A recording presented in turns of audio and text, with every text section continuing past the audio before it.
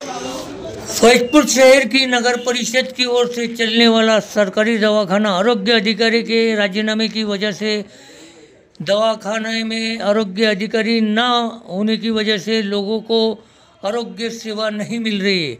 इसलिए फैजपुर शहर के माजी नगर सेवक प्रभाकर सपकाळे नगर परिषद के सामने अमर उपोषण के लिए बैठे हुए हैं। हम आपको हमारे चैनल जनता की बात के जरिए बता रहे हैं, प्रभाकर सपकाळे उपोषण कर रहे हैं और मांग कर रहे हैं कि यहाँ पर जल्दी से जल्दी डॉक्टर आए और लोगों को आरोग्य सेवा मिले। भीम आर्मी के प्रवक्ता जो भाई ने जनता की बात के जरिए क्या कहा, हम आपको हमारे चैनल जनता की बात फैजपुर पर बता रहे हैं।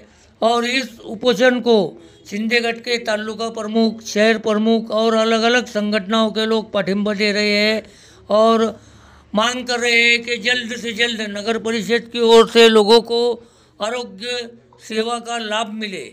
लोगों को आरोग्य सेवा के लाभ के लिए नावी, खिरोदा, बालोद जाना पड़ रहा है।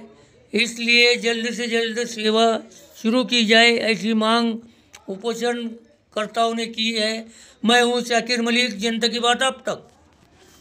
पुरं यायला पाहिजे ना, येत नाही मग पुरेसे चेहरे।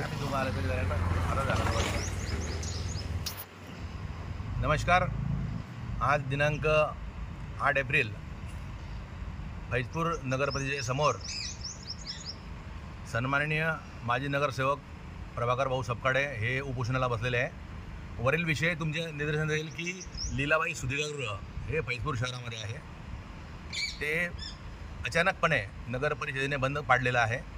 त्यामुळे या फैजपूर शहर आणि परिसरातील नागरिकांची गैरसोय सुरू झालेली आहे। विविध आजारासाठी तिथं नागरिकांची कायमस्वरूपी वर्दळ असायची।